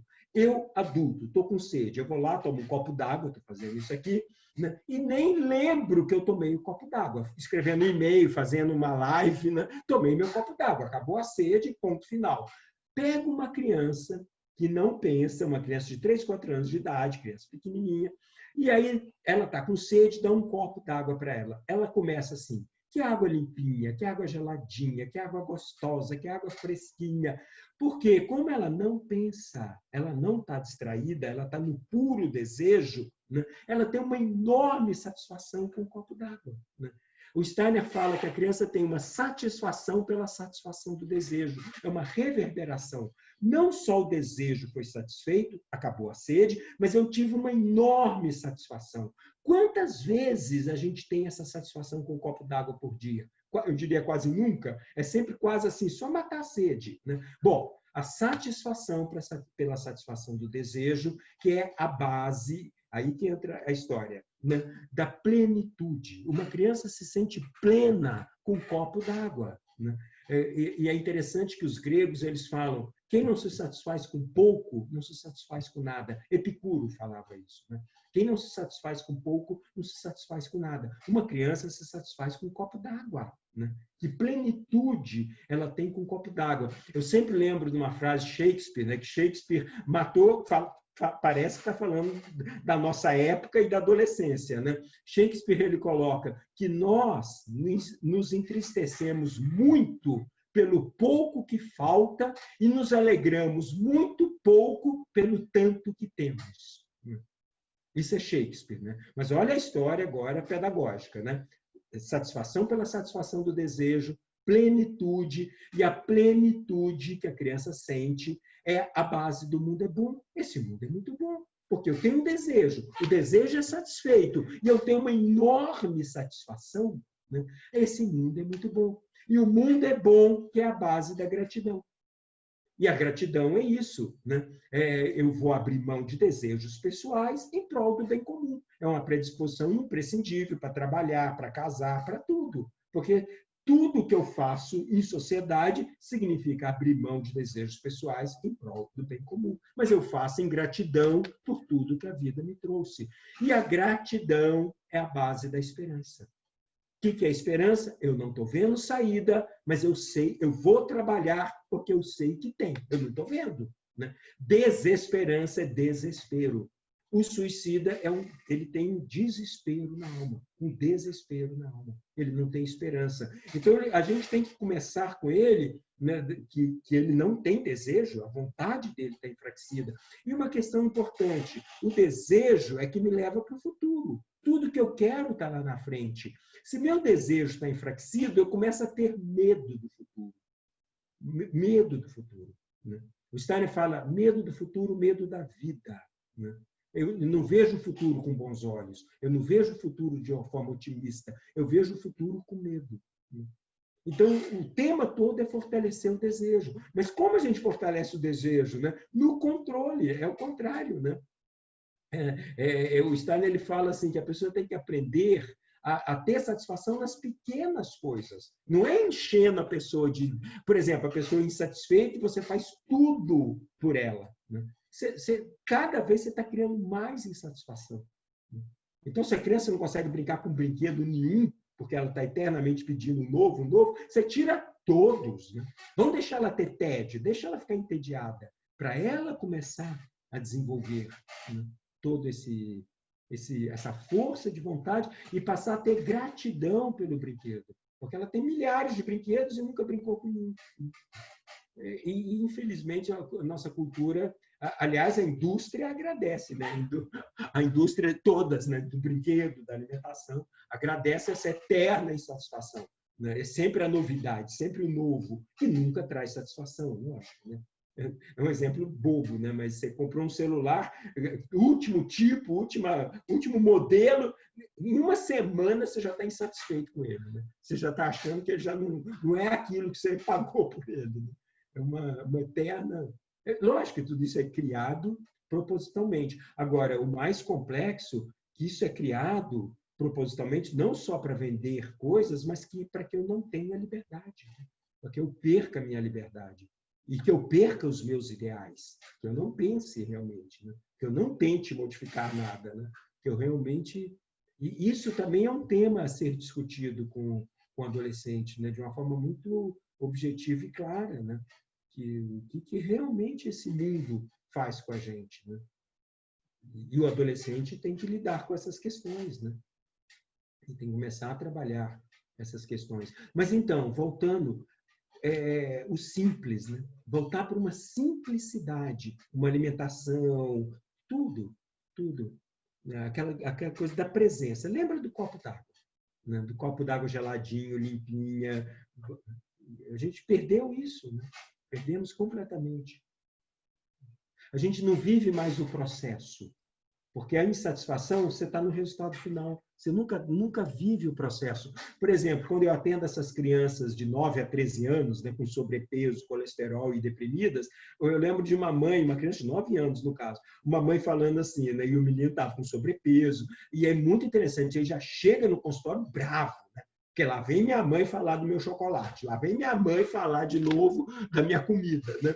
E aí, a mãe falando assim, pois é, doutor, ele está comendo a comida perguntando o que tem de sobremesa. E ele está comendo a sobremesa perguntando o que tem de lanche. Bom, se eu estou comendo algo e já estou perguntando o que tem de sobremesa, é porque eu não estou tendo a menor satisfação do que eu estou comendo. Virou um ato compulsivo. E muitas vezes esse ato foi criado pela própria educação. Por exemplo, a criança não quer comer, né? Aí o que você faz? Põe a criança na televisão. Televisão é coisa da minha época, né? Já acabou, agora é o tablet lá, sei lá. Põe a criança na televisão e fica dando comida para ela, né? Aí você está dissociando completamente o desejo, né? Da vontade, da satisfação da vontade. A criança nem está vendo o que está comendo. E isso é criar uma criança sem vontade e compulsiva alimentar, né? É um exemplo, né? É um tema. E a gente faz isso com muita frequência, né? Muito comum. Doutor Rômulo, eu aproveito para fazer a última pergunta, para a gente finalizar.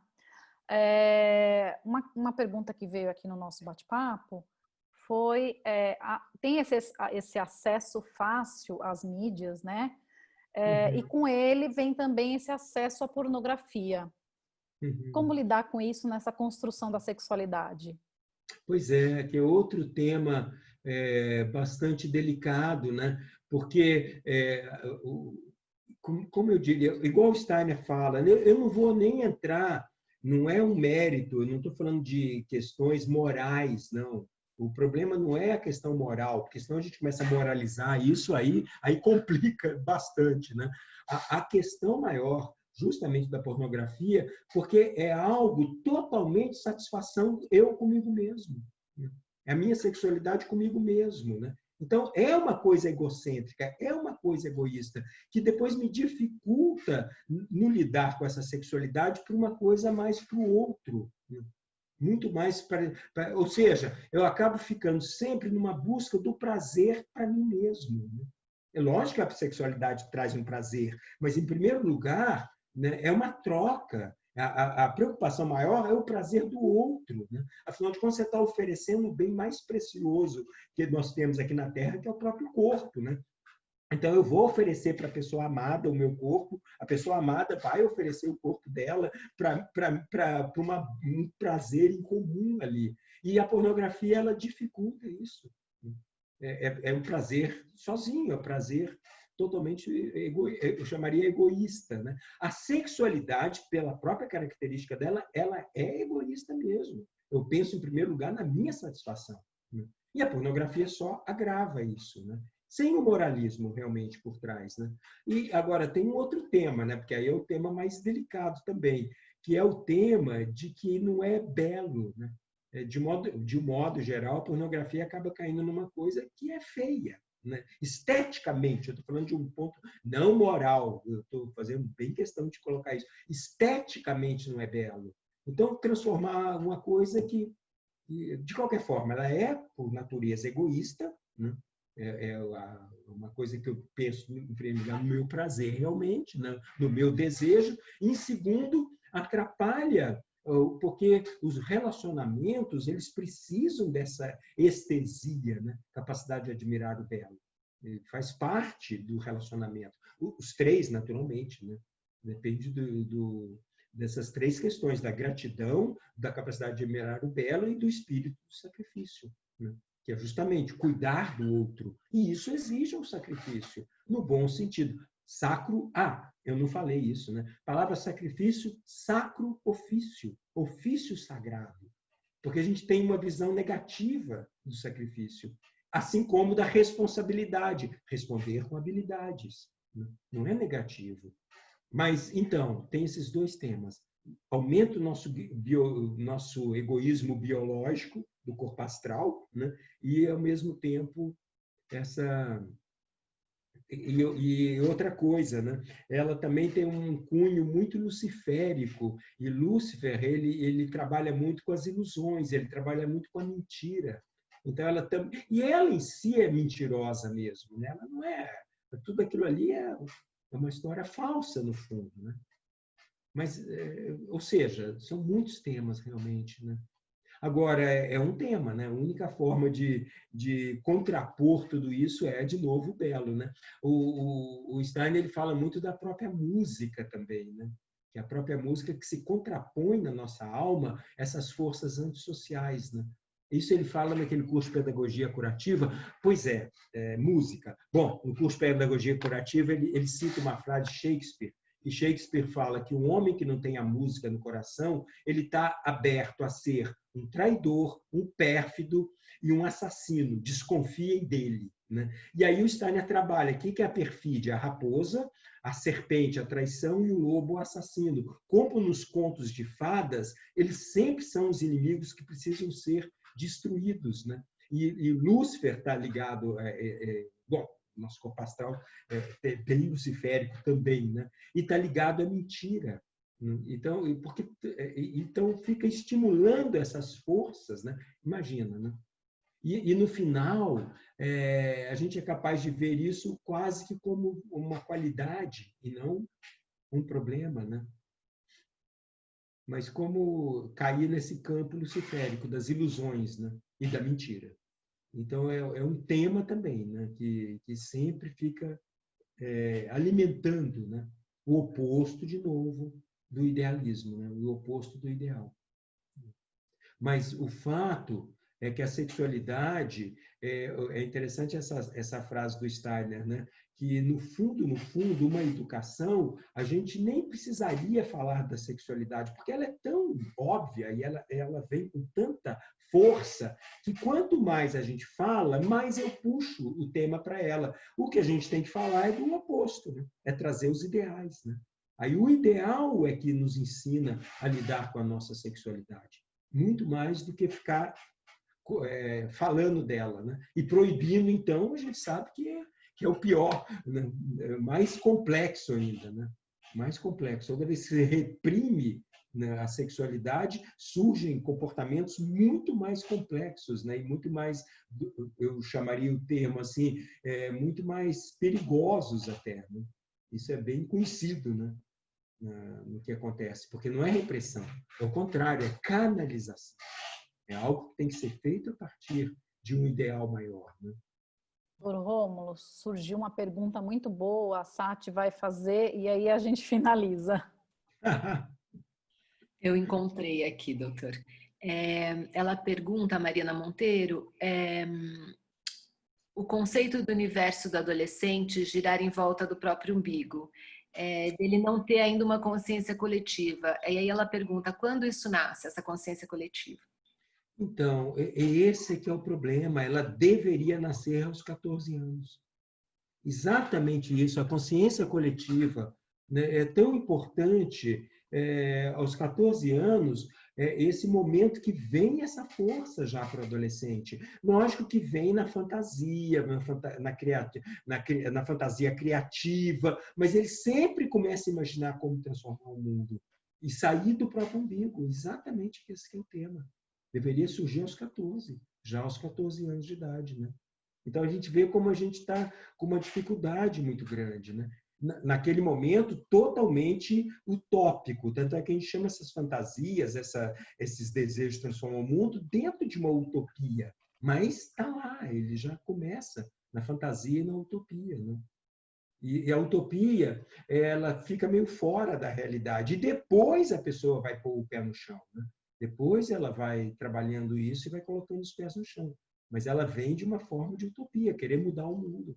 Ela deveria surgir aos 14, a partir dali. E a nossa responsabilidade nesse sentido. Agora, quando a gente tem esse... Bom, aí repetir tudo que eu falei, naturalmente, né? Mas quando a gente tem essas ideias, né, fica mais fácil também que tipo de interação nós precisamos ter com o adolescente. Por exemplo, esse é um exemplo bem rico. Quando a gente pensa na vocação. Quando a gente pensa em vocação, digamos que eu vou fazer um teste vocacional. Aí tem dois temas que pegam a nossa cultura. Primeiro, o que tem mercado. Bom, o que tem mercado é a pior pergunta que eu posso fazer, né?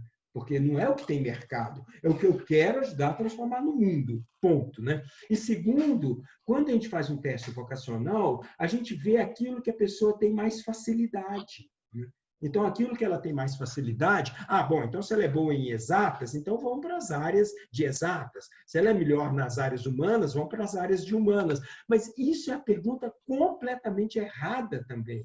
Porque se tá bom, eu sou melhor em humanas, mas o meu ideal é ser engenheiro e trabalhar com energia sustentável, né? Bom, mas eu sou péssimo em matemática, péssimo em física, não consigo, e sou ótimo em português, geografia, história, não sei o que mais, eu sou perfeito e sou péssimo em tudo isso. A orientação pedagógica vai falar para a pessoa não fazer a engenharia. Aí que entra o espírito de sacrifício. Eu sou péssimo em matemática. Eu vou fazer um sacrifício e vou aprender matemática. E vou aprender física, porque eu quero ser engenheiro. Eu quero trabalhar com energia sustentável. Não quero ser médico, não quero ser filósofo, sei lá, né? Quero trabalhar com energia sustentável.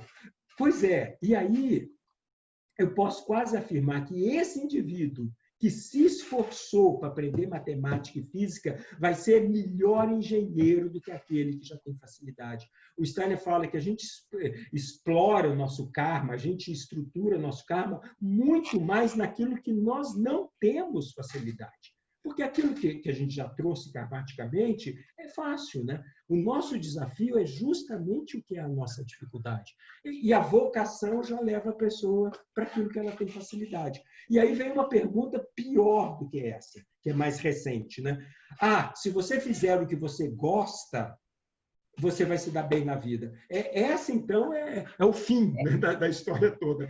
Porque eu gosto do Liverwood. O Liverwood, eu li isso no Liverwood uma vez, ele falando assim, que essa mania das pessoas dizerem que se eu fizer o que eu gosto, eu vou me dar bem na vida, né? Ele fala, sabe quem tem que gostar do que eu faço? Para quem eu trabalho. Eu posso estar adorando o que eu faço. Se para quem eu estou trabalhando, devolvendo o meu talento, não está gostando nem um pouco, essa é uma pergunta completamente inadequada. E virou uma história, né? Então, você vê que tudo é facilitado para criar preguiça na nossa alma, medo e preguiça. Então, é aquilo que você tem facilidade, é aquilo que você gosta. Não é isso. Vocação, chamado, ideal, é o espírito do sacrifício. É o oposto. É muito... tão forte essa questão, né, da nossa época, né? Eu gosto muito, eu sempre cito nessas lives todas, né, aquela questão da Madre Teresa de Calcutá, porque é genial a história, né? Não precisa nem dizer, uma mulher super idealista e que se sacrificou tremendamente pelo ideal dela, né? Quem conhece a história dela, ela era de um convento, super, dava aula para as filhas dos brahmanes, casta superior, quase no conforto, né? E ela ouve um chamado, porque da janela do quarto dela, ela via todas as noites a prefeitura de Calcutá passando para recolher os corpos dos mendigos que morriam à míngua, solitários. Aquilo foi pegando e começa toda a história dela. Né? Vai daí, né? O ideal dela, cristão, inclusive, né? E a luta e tudo mais. Mas por que eu estou contando isso? Né? Porque ela sempre recebeu suporte de muitos bilionários americanos, até o momento que ela se torna Prêmio Nobel da Paz, e um desses bilionários resolve visitar o trabalho dela. Eu brinco comigo, né, bem escorpiônico, eu acho que ele ficou com inveja, eu sempre brinco com essa historinha, deixa eu ver o que essa mulher fez, porque ela ganhou o Prêmio Nobel da Paz e eu não. Deixa eu ver o que está acontecendo na Índia. E aí, mas isso é história minha, lógico. Aí ele vai até lá e quando ele chega lá no local que ela trabalha, ele ficou muito emocionado. Ele realmente nunca imaginou que pudesse existir um horror, não sei nem que nome dá o local que ela trabalhava. E ele vai para ela com aquela emoção toda, ele nem sabia que isso existia, talvez tivesse visto em filme, olhe lá, nem sabia. Né? Aí ele vai para ela, encontra com ela lá, e aí a primeira coisa que ele fala para ela, Madre Teresa, eu não faria esse teu trabalho nem por $1 bilhão. Ela olha para ele, séria, nem eu. Você acha que eu gosto disso aqui? Mas nem por $1 bilhão eu faria isso aqui. Eu estou aqui por outro motivo. Nem por $1 bilhão. Vocês me trariam para esse local. Né? Isso é o ideal. Né? Isso é o ideal. É aquilo que é um chamado. Né? Esse que é o tema. Né? Eu já até esqueci a pergunta. Eu esqueci qual foi a pergunta. Era essa, mas a resposta foi dada. A pergunta era sobre esse senso coletivo. O senso coletivo. Tá. Exato. Muito obrigada. Mas isso é que é importante, como a gente trabalhar isso com o adolescente, né? Porque é um sofrimento quando a gente não encontra o nosso ideal na vida. Vai ser uma eterna insatisfação. Aí, no final, né? Tem um tema que eu não falei. Nossa, esse é um tema importante agora.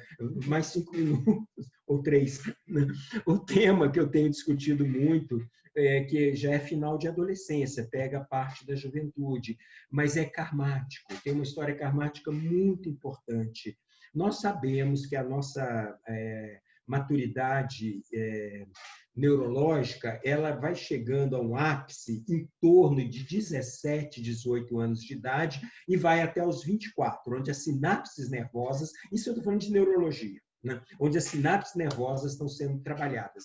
Em outras palavras, é uma fase que a gente desenvolve uma capacidade de uma inteligência muito grande, uma capacidade de conectar tudo com tudo, muito forte essa história. E é um momento que surgem, né, que vem junto com os nossos ideais, é que surgem as ideias muito especiais que depois dos 24 anos nós vamos realizar até o final da vida. Né? A Goodman, inclusive, explora isso de uma forma bem bonita no livro dela sobre o karma, que ela pega a biografia do Charlie Chaplin. Para ter uma ideia, o Charlie Chaplin, até os 25 anos de idade, já havia tido todas as ideias de todos os enredos, de todos os filmes, de todos os personagens que ele realizou até o final da vida dele. Aos 25 ele já tinha tido tudo. Eu não sei o Einstein, eu não conheço a história do Einstein. Aliás, o Einstein, falando dele, o Einstein ele fala que o gênio é 5% inspiração e 95% transpiração.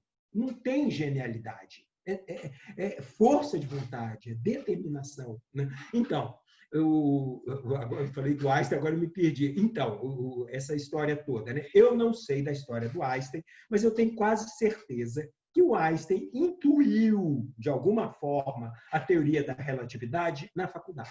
Depois ele levou, sei lá, 30, 40 anos para chegar onde ele chegou. Mas a ideia, aquela coisa que brilha, que nos leva, é nessa fase da vida. Então, é imprescindível a pessoa estar lúcida nessa fase da vida. Por que eu estou contando essa história?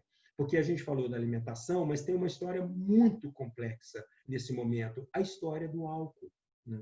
A relação dessa fase da vida com o álcool. E muitas vezes os pais, principalmente depois dos 18, né? Porque aí já pode, né? Essa coisa toda. E aí, ainda mais se o menino já passou na faculdade, nossa, 18 anos, pode beber, pode dirigir e já está na faculdade. O que o pai pensa? Né?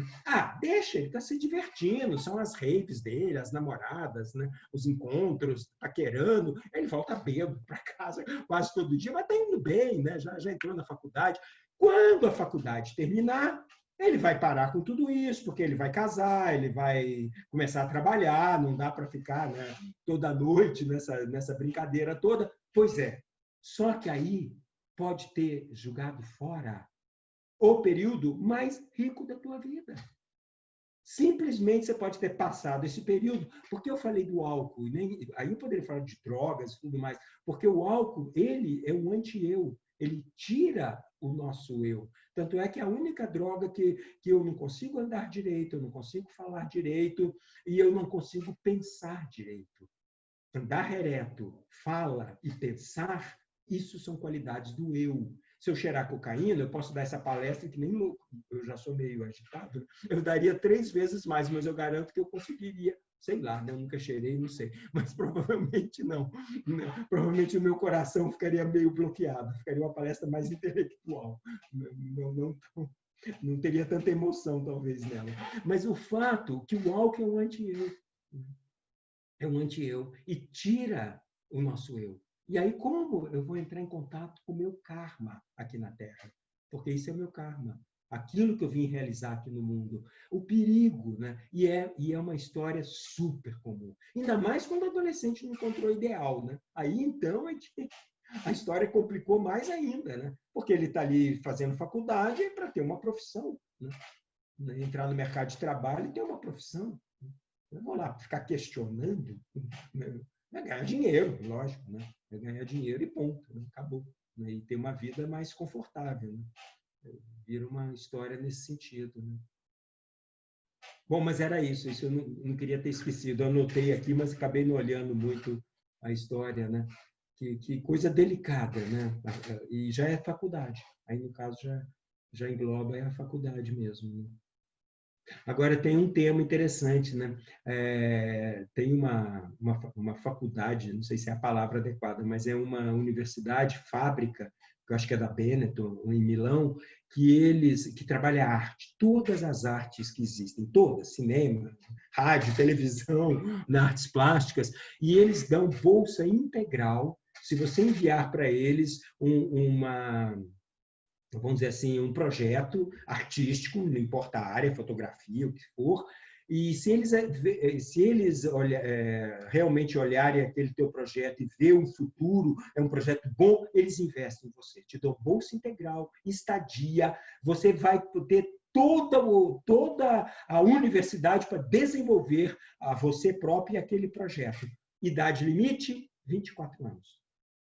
Estatisticamente falando, se você não apresentou um trabalho genial até os 24 anos, a probabilidade depois é menor.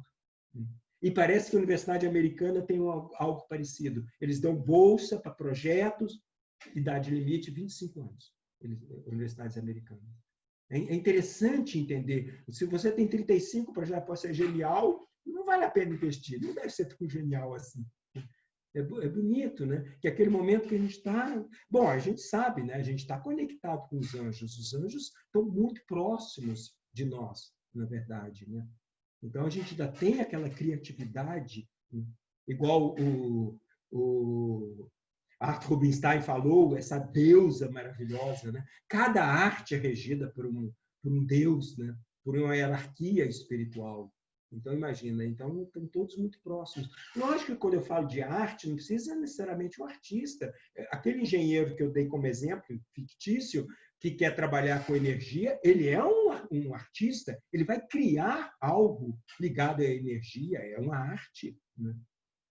Qualquer profissão é uma arte. Você está sempre criando algo. Então, imagina um advogado que tem um ideal, ele vira um artista.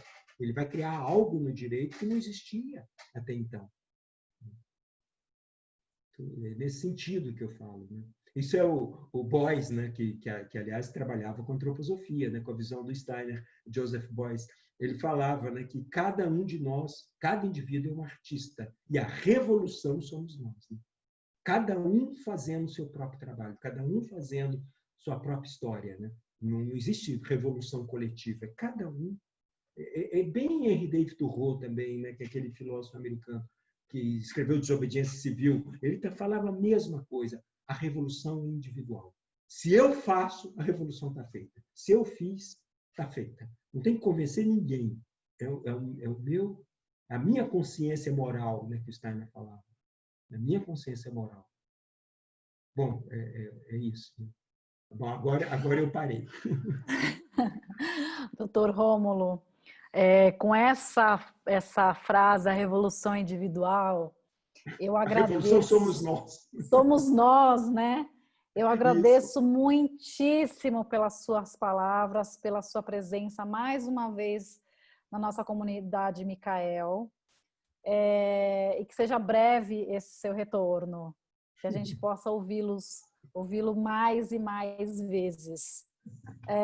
Nós vamos abrir os microfones para os tchauz e boas noites. Obrigado, Ictus. Obrigado. Obrigada, doutora. Agradeço. Obrigada.